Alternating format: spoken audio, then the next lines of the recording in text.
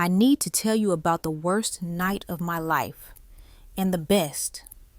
My name is Marie Thompson, and 6 months ago, I was abandoned in Charleston, South Carolina, 300 miles from my home in Atlanta, by a woman who thought my suffering was entertainment. She left me standing outside a country club at 11 p.m. with no wallet, no phone, and no way home. She did it in front of dozens of people. She did it laughing. What she didn't know, what nobody there knew, was who I used to be. But I'm getting ahead of myself. Let me start 3 weeks earlier, on an ordinary Tuesday morning, when I was on my hands and knees scrubbing someone else's bathtub, and my whole world was invisible. Most people don't really see their cleaning lady. I mean, they see a person moving through their home with supplies and a vacuum, but they don't see you. Not really.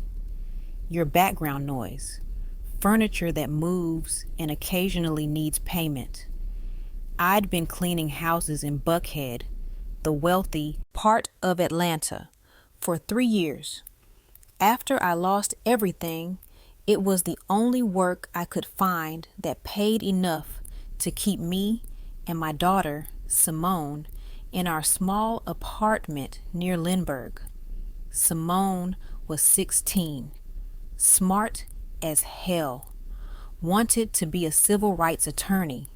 She never complained about our one-bedroom place, never asked why we didn't live like we used to. She just studied, worked her part-time job at the library, and told me she loved me every single day. She was my reason for everything. Most of my clients were kind enough, distant, but polite. They'd leave checks on the counter, sometimes with notes. Marie, please clean the guest bath extra well. We have visitors coming. I didn't mind being invisible to them. It made the work easier. But then I got a new client through the agency. Her name was Victoria Ashford.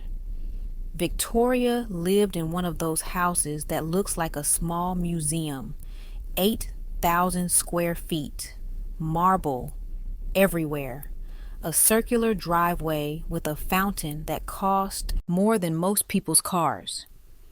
Her husband, Richard Ashford, was the CEO of Ashford Industries, a major commercial real estate development company.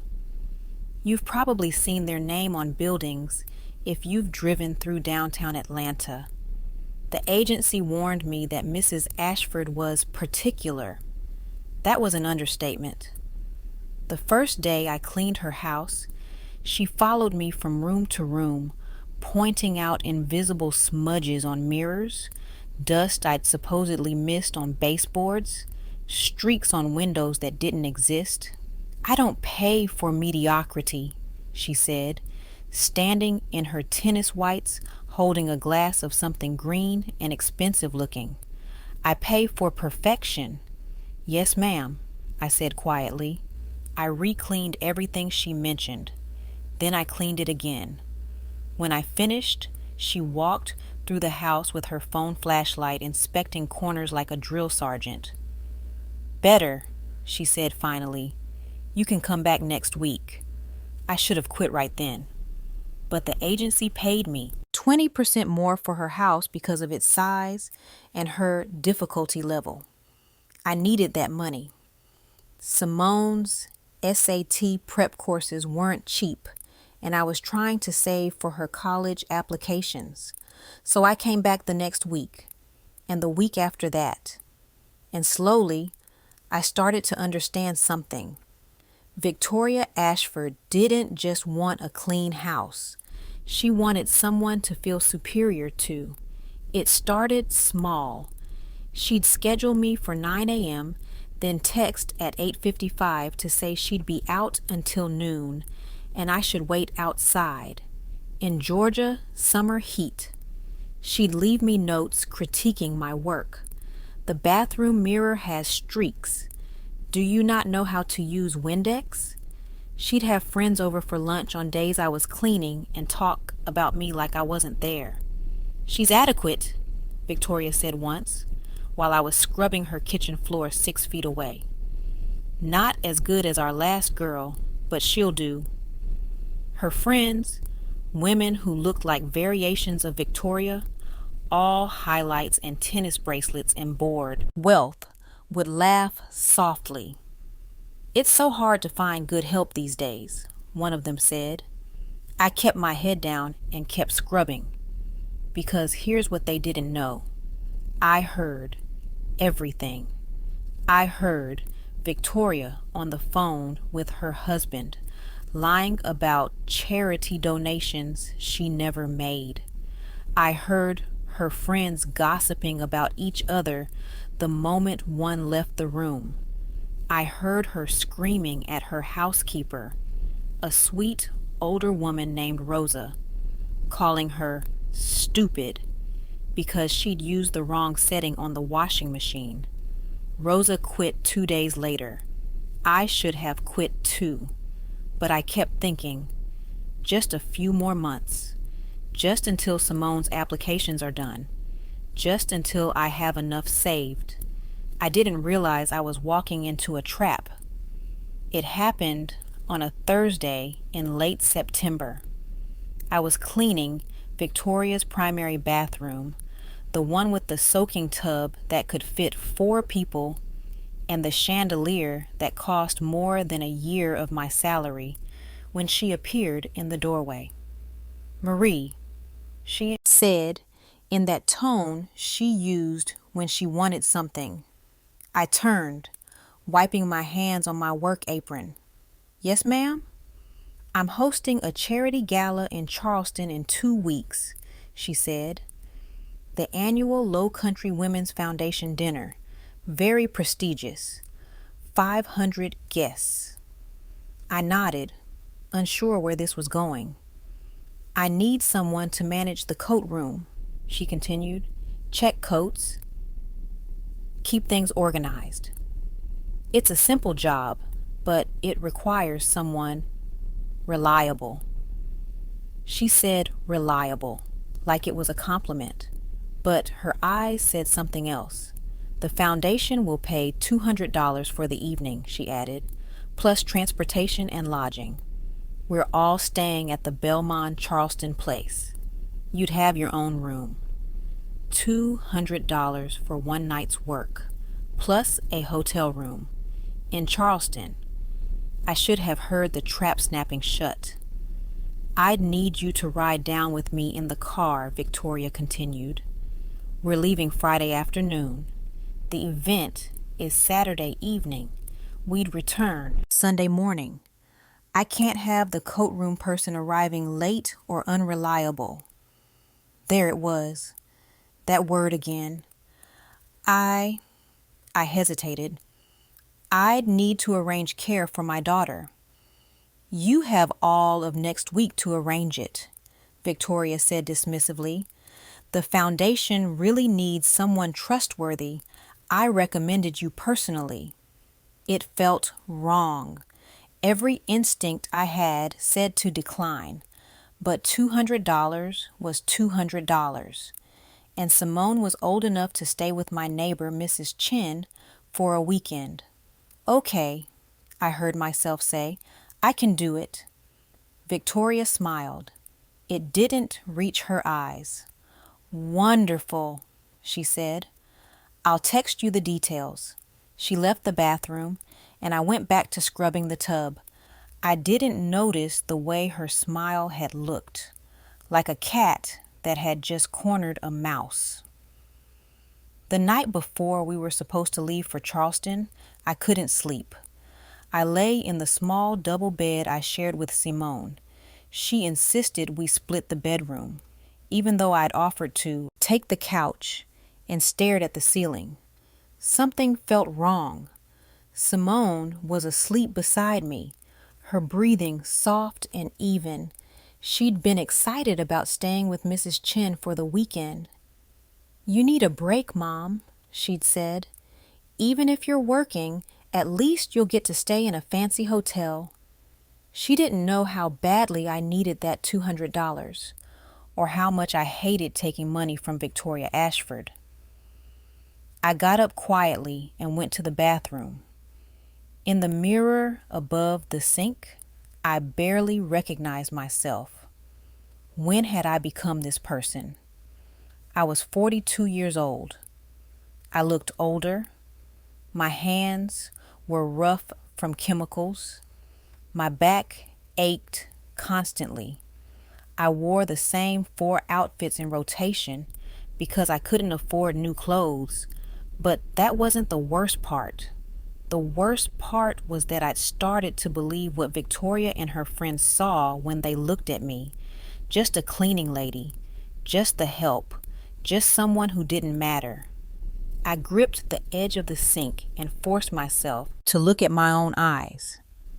There was a woman in there I used to know, Dr. Marie Thompson, PhD in urban planning from MIT, former director of community development for the city of Atlanta, the woman who'd redesigned the affordable housing initiative that brought quality homes to 3 underserved neighborhoods, the woman who testified before city council, the woman who'd been featured in Planning magazine, the woman who'd had a career and a house and a husband and a future before Marcus got sick, before the medical bills, before the bankruptcy, before everything disappeared except Simone and this small apartment and the knowledge that I'd do anything to make sure my daughter had a better life than this.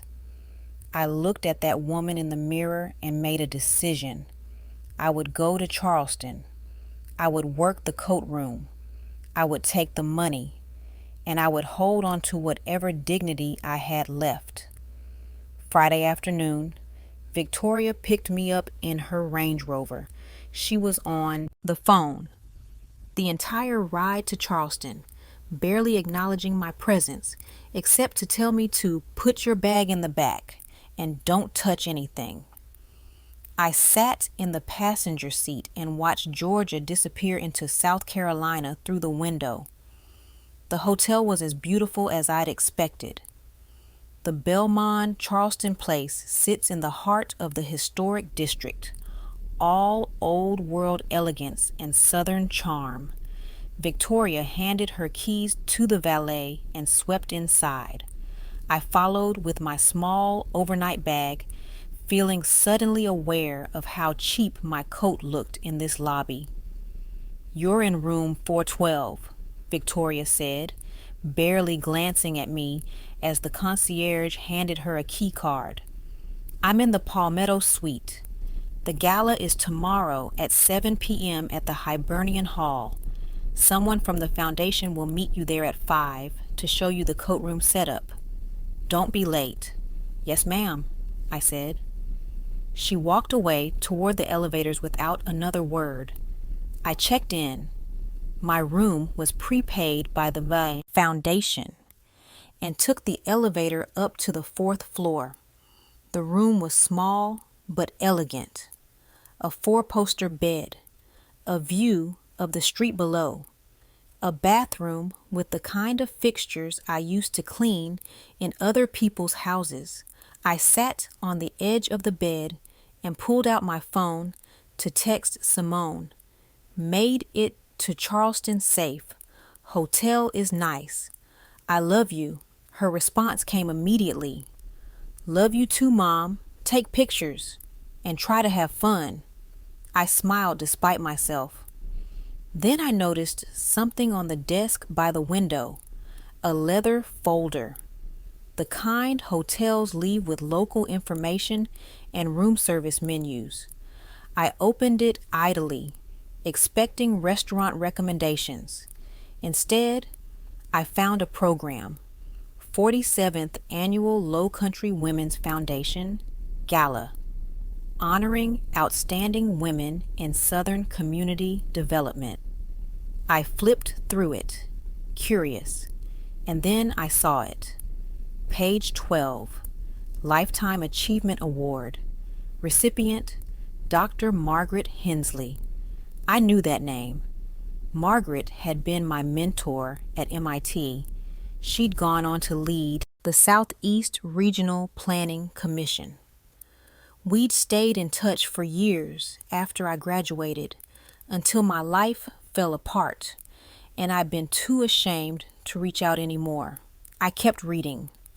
Award will be presented by Victoria Ashford, Foundation Board President, and Richard Ashford, Ashford Industries CEO. My stomach dropped. This wasn't just a charity gala. This was the Charity Gala, the most prestigious women's development event in the Southeast, and Margaret was being honored. Margaret, who knew me. Margaret, who would recognize me instantly. I sat back against the headboard, my mind racing.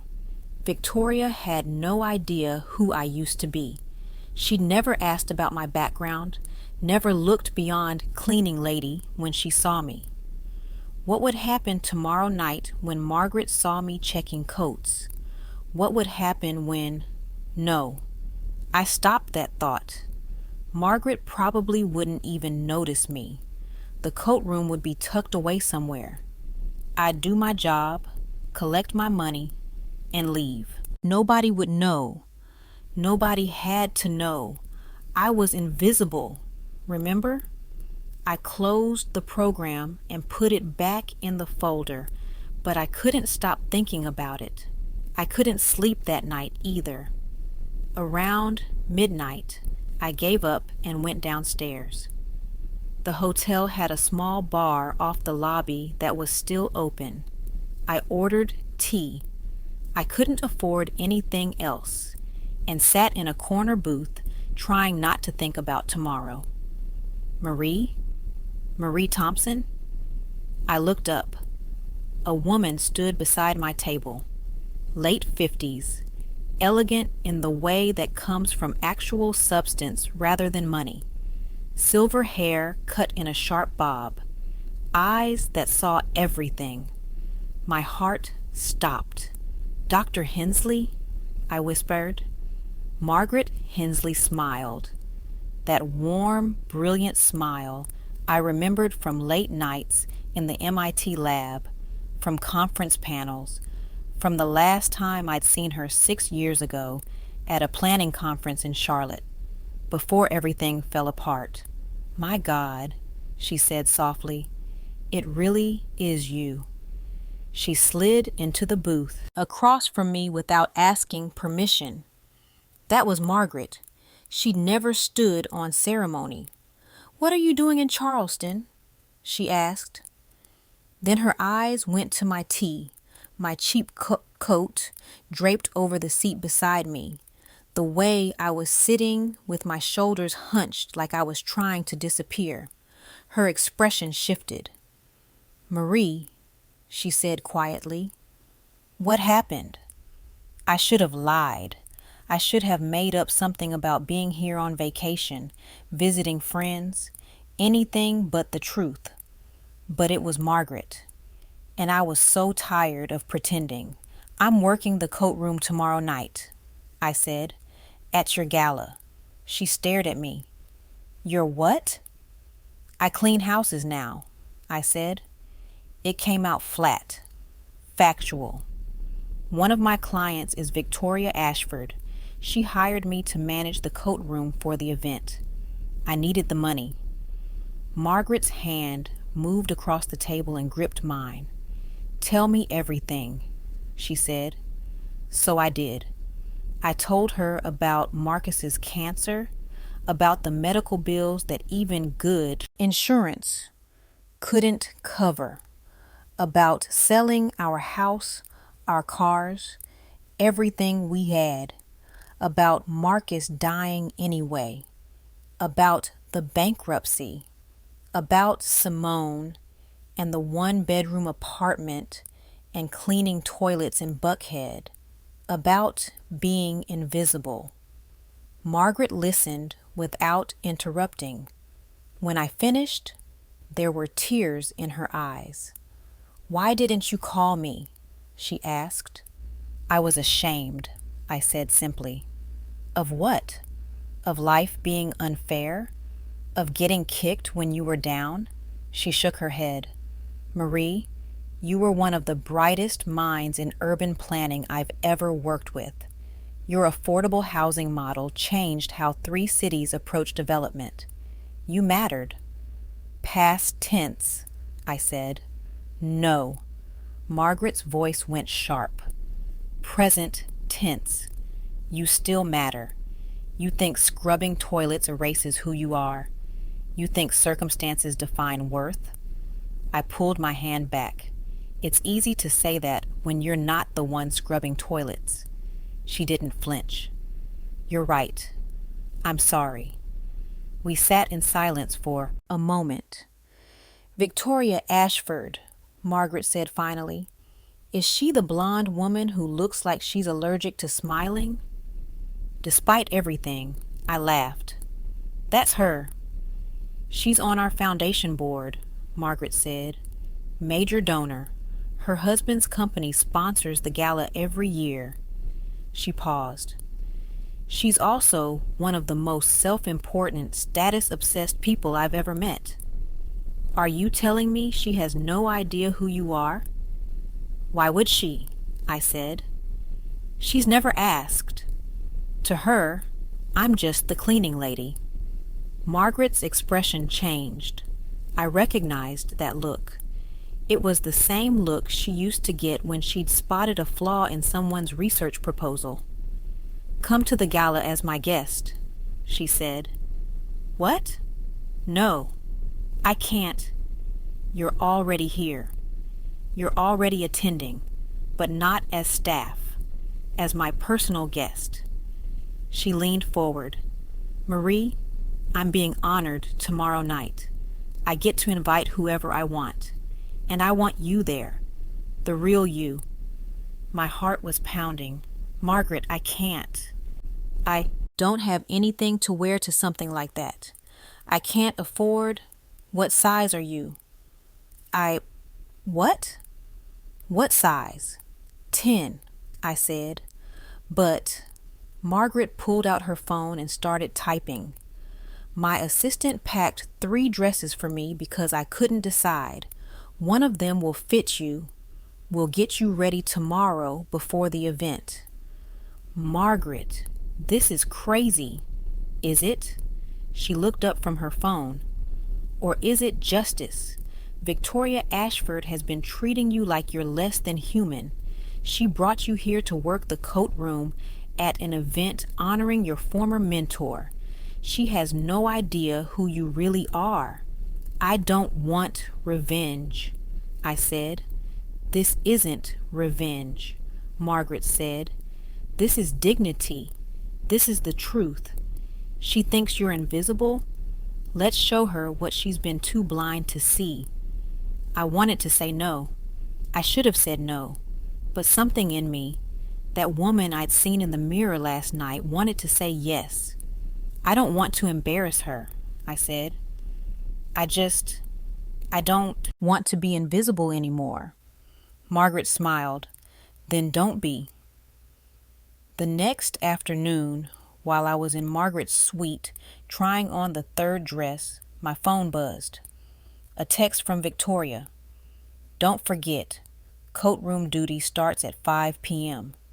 Be on time. Dress code is all black. Professional. I told the foundation you're very reliable." I stared at that word again. Reliable. Margaret, watching me zip up a midnight blue dress that fit perfectly, raised an eyebrow. "Your employer?" "She's reminding me not to be late for the coatroom," I said. "What did you tell her?" "Nothing yet." Margaret's assistant, a competent woman named Diane, appeared with a makeup kit. "We should start soon if we want to be ready by 6:30. I looked at myself in the full-length mirror. The dress was elegant without being flashy. Silk that moved like water. A neckline that was sophisticated, not revealing. The kind of dress that said, "I belong here." I didn't recognize the woman looking back at me. Or maybe I did, and I'd just forgotten her. "I need to text her back," I said. Margaret nodded. "What will you say?" I thought for a moment. Then I typed. Something came up. "I won't be able to work the coatroom tonight. I'm sorry for the inconvenience." Simple, professional, true. I hit send before I could change my mind. Victoria's response came in 30 seconds. "Are you serious? I brought you here specifically for this. The foundation is counting on you." Another message. "This is extremely unprofessional, Marie. I'm very disappointed." And another. "You realize this reflects on me, right? I recommended you." I turned off my phone. "She's upset," I told Margaret. "I imagine so," Margaret said. "She just lost her power over you." Diane gestured to the chair by the window. "Ready for hair and makeup?" I sat down. Outside, Charleston was turning golden in the late afternoon sun. Somewhere in the city, Victoria was probably complaining to someone about her unreliable cleaning lady. Let her. Tonight, I was going to be someone else. I was going to be myself. The Hibernian Hall was even more beautiful than I'd imagined. Built in 1840, it was one of Charleston's most prestigious event spaces. High ceilings, ornate moldings, chandeliers that caught the light like frozen fireworks. Margaret and I arrived at 7:15. Fashionably late, she'd insisted. Diane had done remarkable work. My hair was swept up in a way that was elegant but not overdone. The makeup was subtle but transformative. The dress moved like it had been made for me, but it was the posture that made the difference. I was standing straight, looking forward, taking up space. "Ready?" Margaret asked as we approached the entrance. "No," I said honestly. She squeezed my arm. "Good. The best moments are always terrifying." We walked in together. The reception area was crowded with exactly the kind of people I'd expected. Wealth in tailored suits and designer gowns, pearls and cufflinks, and the kind of confidence that comes from never having to worry about money. I recognized some faces from magazines and news coverage. A state senator, 2 federal judges, the president of a major university, and then I saw her, Victoria. She was standing near the center of the room in a white gown that probably cost more than my car, holding court with a cluster of people who looked like they competed in the same social Olympics. Her husband, Richard, stood beside her, a tall man with silver hair and the kind of face that looked good in business magazines. Victoria's laugh carried across the room. Sharp, performative. She hadn't seen me yet. "There's the foundation president," Margaret murmured. "I should say hello. Come with me." We moved through the crowd slowly. People kept stopping Margaret to congratulate her, to shake her hand, to tell her how deserving she was of the award. And they looked at me, the woman beside her, with polite curiosity. Who was I? We were 20 feet from Victoria when it happened. One of the women in Victoria's circle, a redhead in green silk, glanced over and saw Margaret approaching. "Oh, Dr. Hensley," she called out. "Congratulations." Victoria turned and saw Margaret and saw me. I watched her face go through 3 distinct stages. First, polite recognition of Margaret. Second, confusion at the woman beside Margaret. Third, the moment of realization. Her eyes went wide. Her mouth opened slightly. Her champagne glass tilted in her hand, just a fraction. I didn't say anything. I just looked at her and kept walking. "Victoria," Margaret said warmly, approaching with me at her side. "Thank you so much for all your work on tonight's event. It's absolutely beautiful." Victoria's eyes were still locked on me. Yes, thank you. We wanted to honor you properly." Her voice sounded strange, tight. "I don't think you've met my dear friend," Margaret continued, turning to me with a smile that was pure grace and absolute power. "Victoria Ashford, this is Dr. Marie Thompson. Marie, this is Victoria Ashford, one of our foundation board members." The silence that followed was exquisite. Victoria's face had gone pale under her makeup. "Dr. Thompson? It's lovely to meet you properly," I said quietly. My voice was calm, steady, nothing like the soft, "Yes, ma'am," she was used to hearing. "Marie was one of my most brilliant students at MIT," Margaret continued, either oblivious to the tension or enjoying it immensely. "She went on to revolutionize affordable housing development in Atlanta. Her work has been studied in urban planning programs across the country." Richard Ashford, who'd been only half listening, suddenly focused. "Marie Thompson? You wrote the Atlanta Equitable Housing Framework?" I blinked. "You know my work? Know it? We used your model for our last 3 mixed-use developments in the metro area." He extended his hand. "Richard Ashford, I'm genuinely honored to meet you." I shook his hand, trying to process this. Victoria looked like she might faint. "I had no idea," she started. "Why would you?" I said gently. "We never really talked about it." The redhead in green, I caught her name tag, Miriam Caldwell, was staring at me with something like awe. "Wait, the Marie Thompson? You designed the Westview Commons project?" "I was part of the team," I said. "Part of the team?" Richard laughed. "From what I heard, you were the architect of the entire concept. That project won a national award." More people were turning toward our conversation now. A black man in an elegant suit, a federal judge I recognized from the news, stepped closer. "Did someone say Marie Thompson? Marie, is that you?" I stared at him. "Judge Braxton? How long has it been?" He pulled me into a warm hug. "I heard you'd left the field. What happened?"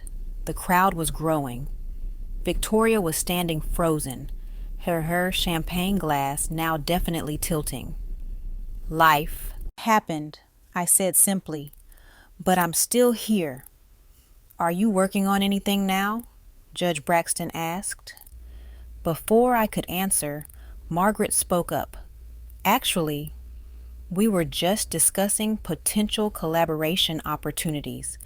Marie has some innovative ideas about integrating sustainable development with equitable access models."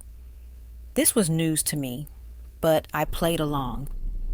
"I'd love to hear more about that," Richard said. "Would you be willing to consult on some of our upcoming projects?" Victoria made a small sound, almost a gasp. I looked at her directly for the first time.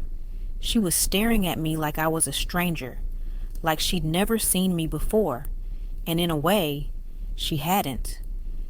"I'd be open to discussing it," I told Richard. "Excellent.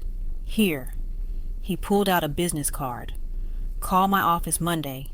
I'm serious about this." I took the card. His personal card, I noticed, not a company card. Thank you, I said. The dinner chime sounded, signaling guests to find their seats. We should head in, Margaret said, offering me her arm. Marie, you're at the head table with me. The head table? Victoria's voice cracked slightly. Of course, Margaret said smoothly. Where else would I seat one of the most influential urban planners of our generation? She led me away. I could feel Victoria's eyes on my back the whole way. Dinner was surreal. I sat between Margaret and Judge Braxton at a table with foundation board members, award sponsors, and people whose names I'd only read in newspapers. They talked to me like I mattered, because I did. I'd just forgotten. Victoria was 3 tables away. I could see her in my peripheral vision, barely touching her food, watching me with an expression I couldn't quite read. Confusion, embarrassment, maybe anger, but mostly shock. The program moved through its usual rhythms. Welcome speeches, gratitude for donors, a video about the foundation's work in community development, then Margaret's award. Victoria had to present it. She walked to the podium with a smile that looked painted on. Her hands shook slightly as she gripped her notes. It is my great honor, she began, her voice strained, to present this year's Lifetime Achievement Award to Dr. Margaret Hensley, whose work in regional planning has transformed communities across the Southeast. She read through Margaret's accomplishments with mechanical precision. Then Margaret approached the podium to accept. The applause was thunderous. Margaret took the Crystal Award, set it aside, and gripped the podium. Thank you, she said. This honor means more to me than I can express. She paused, looking out at the crowd. I've spent 40 years in this field, she continued, and I've learned that the work we do isn't about buildings or blueprints. It's about people. It's about understanding that every person, regardless of their current circumstances, has inherent worth and dignity. Her eyes found mine. I've also learned that we often overlook the brilliant people right in front of us. We make assumptions based on job titles, economic status, or what someone looks like on the surface. We decide someone isn't worth knowing before we've bothered to ask their story. The room was completely silent. Tonight, I'm sitting with one of the most talented planners I've ever worked with, Margaret said, Dr. Marie Thompson. Some of you may know her work, others may have overlooked her because life handed her challenges that forced her to step back from this field for a while. I felt heat rise in my face. But brilliance doesn't disappear when circumstances change, Margaret continued. Worth doesn't evaporate when someone falls on hard times. Marie is the same innovative thinker she always was. She just needed someone to see her again. She looked directly at Victoria. I hope tonight reminds all of us to look deeper, to ask questions, to never assume we know someone's full story based on the moment we meet them. The applause started again, but it felt different this time. Thoughtful, uncomfortable. Margaret returned to the table and squeezed my hand. Thank you, I whispered. I didn't say anything that wasn't true, she said. The gala ended around 11. People lingered, networking, making connections. I'd collected 6 business cards and 3 genuine consulting offers. Judge Braxton wanted to introduce me to his wife, who ran a nonprofit focused on housing advocacy. Richard Ashford had spent 20 minutes asking detailed questions about sustainable development models. A woman from Charleston had asked if I'd be willing to review her city's affordable housing proposal. I felt like I was waking up from a long sleep. Margaret was across the room, surrounded by well-wishers. She caught my eye and winked. I was heading toward the coat check, irony noted, to get Margaret's wrap when I heard my name. Marie, Victoria. I turned. She was standing alone near a column, away from the remaining crowd. Her perfect makeup looked slightly smudged. Her champagne glass was empty. "Yes," I said. "I didn't know," she said. The words came out rushed. "I didn't know who you were." "You never asked," I said simply. She stopped, started again. "You clean houses. You're a cleaning lady. You thought that's all I was," I finished. "I understand." "No, you don't understand." Her voice rose slightly. Then she controlled it. "This is humiliating. Do you know how this makes me look? I brought my cleaning lady to a gala, and it turns out she's some famous urban planner. People are going to think I'm an idiot." I stared at her. After everything, after Margaret's speech, after the recognition, after watching me interact with judges and CEOs as equals, her first concern was how this made her look. "Victoria," I said quietly, "I do clean houses. That's my job right now. It's honest work, and I'm not ashamed of it." "But you're a doctor," she said, like the word was supposed to mean something specific. "PhD," I corrected. "And yes, I am. I'm also a widow. I'm also a mother. I'm also someone who lost everything and had to rebuild from nothing. I'm also your cleaning lady." I took a step closer. "Those things don't contradict each other," I said. "They just mean I'm a complete person, with a past and a present, and hopefully a future. But you never saw any of that because you never bothered to look. That's not fair, isn't it?" I kept my voice gentle, not accusatory, just honest. "In 3 years of cleaning your house, you never once asked me a personal question. You never asked if I had family, what I did before this work, what I wanted. You saw a cleaning lady and decided that was the whole story." Victoria's face was red now. "I can't believe you're trying to make me feel guilty when you're the one who lied." "I never lied," I interrupted. "You never asked." Silence. "I need to go," Victoria said finally. "Richard is waiting." She turned to leave. "Victoria," I called after her. She stopped, but didn't turn around. "I don't want to humiliate you," I said, "and I'm not angry. But I hope you'll remember this feeling the next time you interact with someone you think is beneath you. Because everyone has a story. Everyone has worth. You just have to be willing to see it." She stood there for a long moment. Then she walked away without responding. I watched her go. I didn't feel triumphant. I just felt sad. Sad that it had taken public recognition for her to see me as human. Sad that she still didn't understand. Sad that worth to her would always be about status. Margaret found me a few minutes later. "Ready to go?" she asked. "More than ready," I said. We collected our things and headed toward the exit. As we walked through the remaining guests, something strange happened.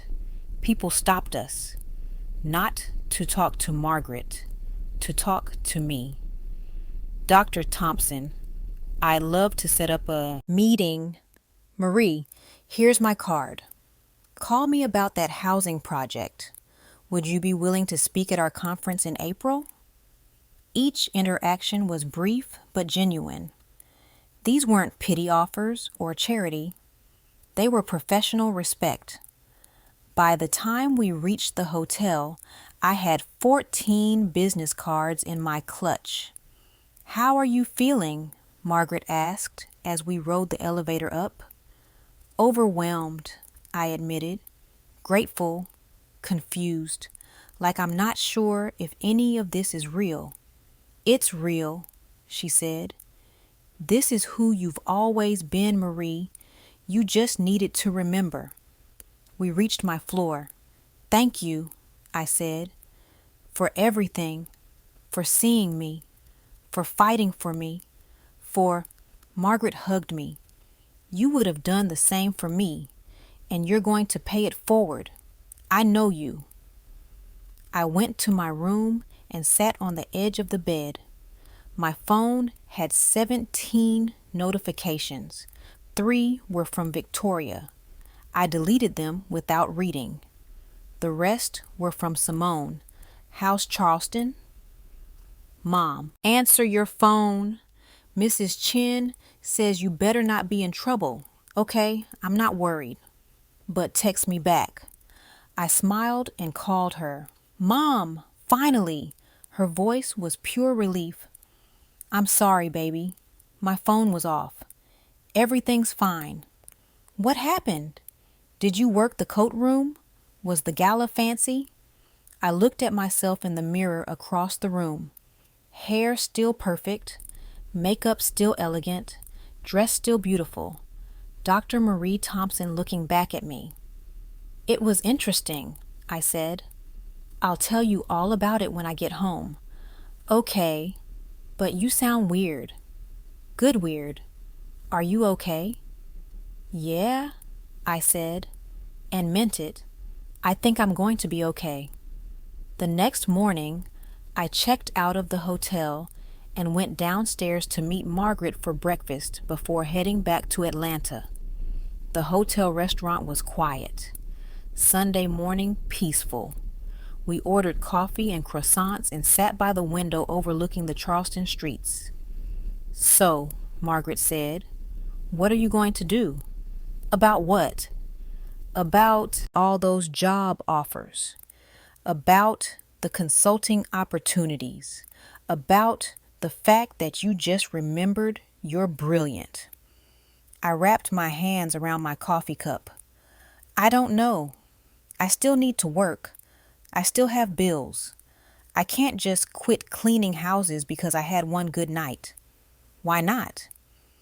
"Because real life doesn't work that way, Margaret." "Doesn't it?" She pulled out her phone and showed me an email.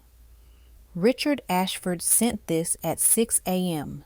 He's offering you a consulting contract, 20 hours a week, your choice of schedule. Focus on equitable development review for their upcoming projects. Starting rate is $90 an hour." I stared at the screen. $90 an hour. 20 hours a week.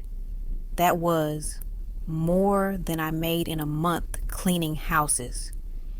"He's serious?" I whispered. "Very. And he's not the only one. I have 2 other firms asking about your availability." She set her phone down. "Marie, you have options now. Real options. You can choose what comes next." Felt something crack open in my chest. Hope. Terrifying. Painful. Beautiful hope. "I need to talk to Simone," I said. "Of course you do," Margaret said. "But Marie, whatever you decide, promise me something." "What?" "Don't make yourself small again. Don't let circumstances convince you you're worth less than you are. You're Dr. Marie Thompson. You changed how cities think about housing. You matter." Tears stung my eyes. "I forgot." "I know," she said gently, "but now you remember." I took an Uber back to Atlanta that afternoon. Margaret offered to drive me, but I needed the time alone to think. As we crossed back into Georgia, my phone buzzed. An unknown number. I almost didn't answer, but something made me pick up. Dr. Thompson? A woman's voice. Professional. This is Keisha Williams from the Atlanta Urban Development Council. Dr. Hensley gave me your number. We have an opening for a senior housing policy advisor, part-time initially, with potential for full-time. I know this is sudden, but would you be interested in discussing it? I pulled the phone away from my ear and stared at it. Then I put it back.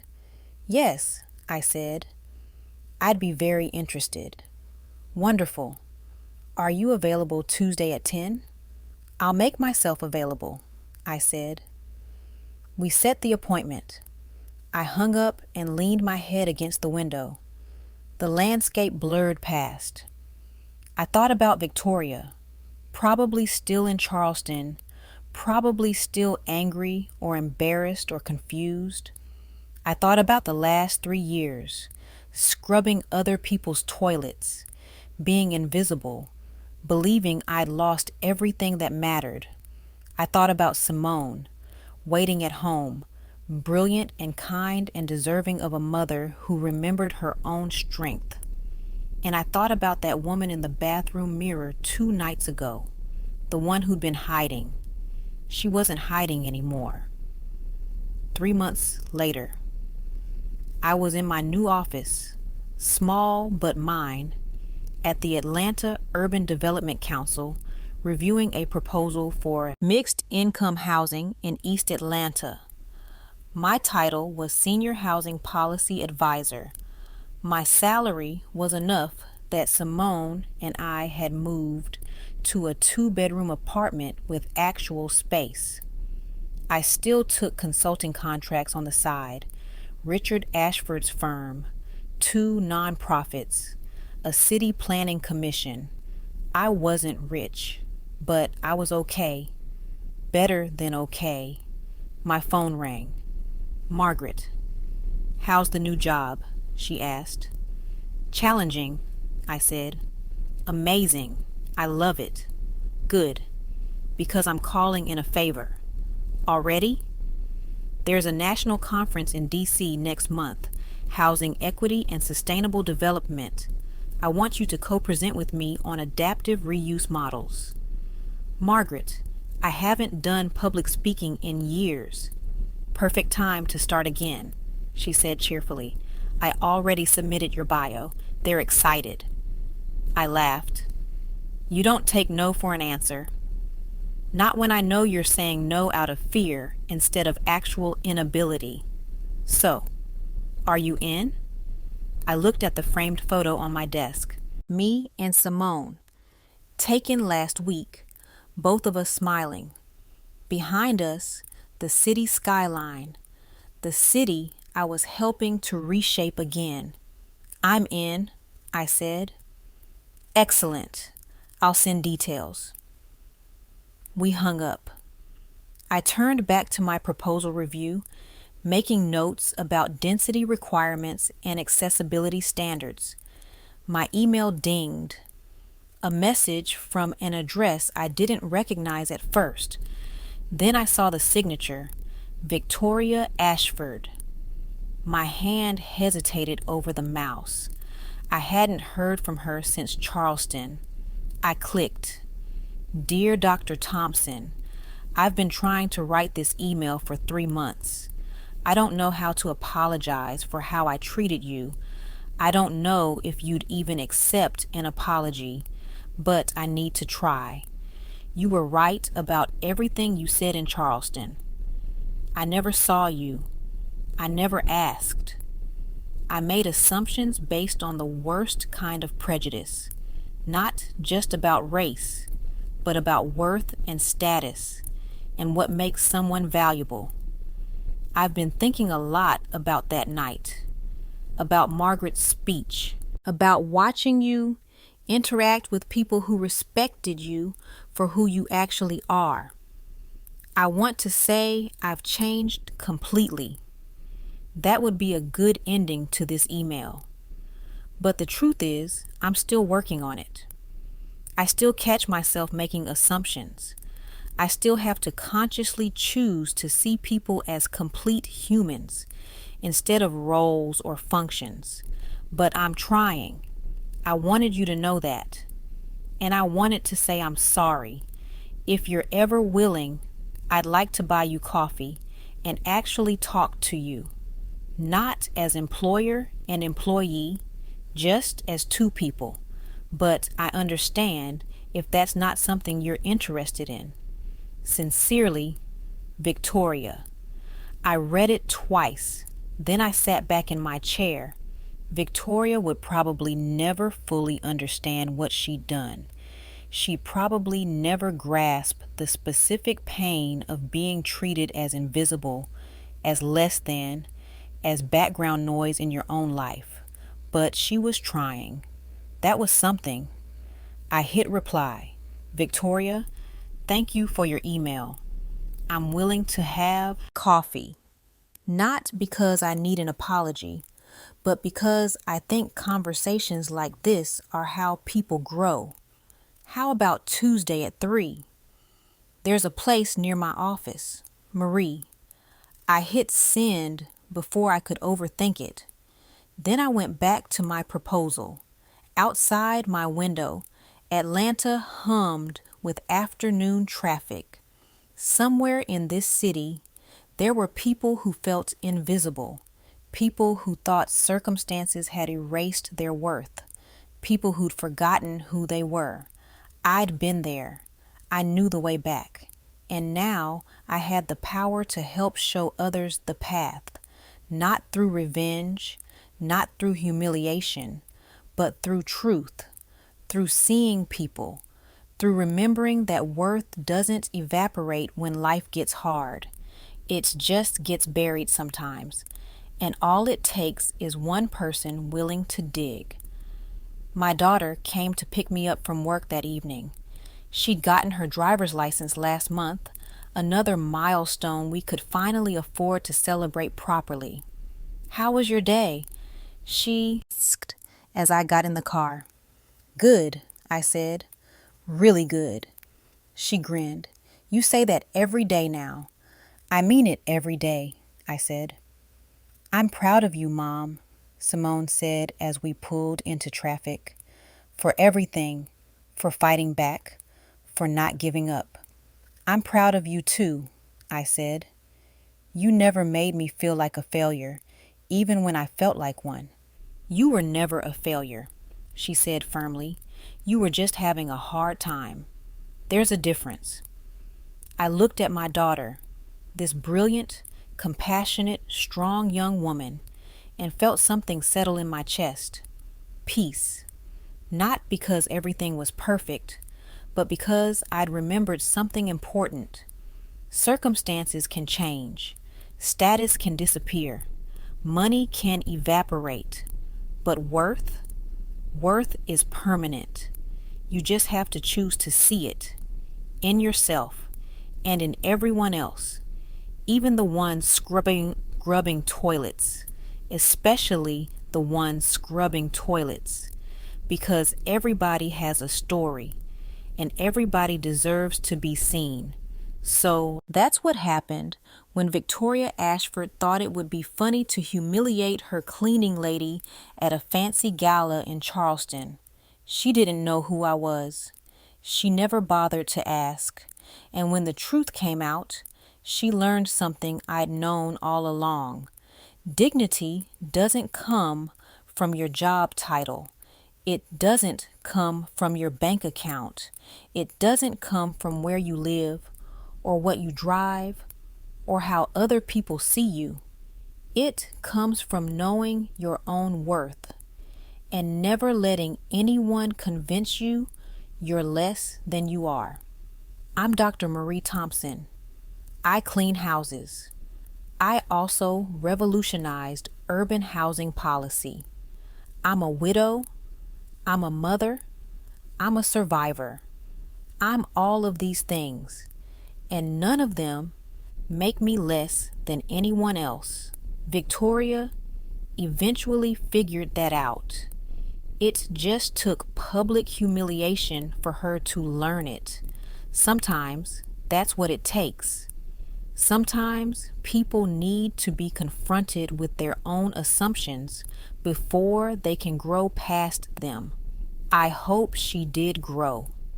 I hope that coffee conversation we had, and yes, we did have it, meant something. I hope she treats people differently now. But whether she does or not, that's not my responsibility. My responsibility is to keep showing up, keep doing good work, keep raising my daughter to be kind, keep remembering that I matter, and keep helping other people remember they matter too. Because in the end, that's the real revenge, isn't it? Not humiliation, not destruction, just living well, being yourself, refusing to be invisible. That's the quiet, elegant, devastating truth that changes everything. So to everyone watching this who's ever felt invisible, who's ever been treated like they don't matter, who's ever believed the lies that circumstances tell about worth, you matter. Your story matters. Your dignity matters. Don't let anyone convince you otherwise, not even yourself. If you enjoyed this story of dignity, quiet power, and the importance of seeing people for who they really are, please like and subscribe. Share this with someone who needs to remember their own worth, and let me know in the comments. Where are you watching from, and what's one time you felt invisible but found your voice again? Thank you for listening to my story. I'm Dr. Marie Thompson, and I'm not invisible anymore.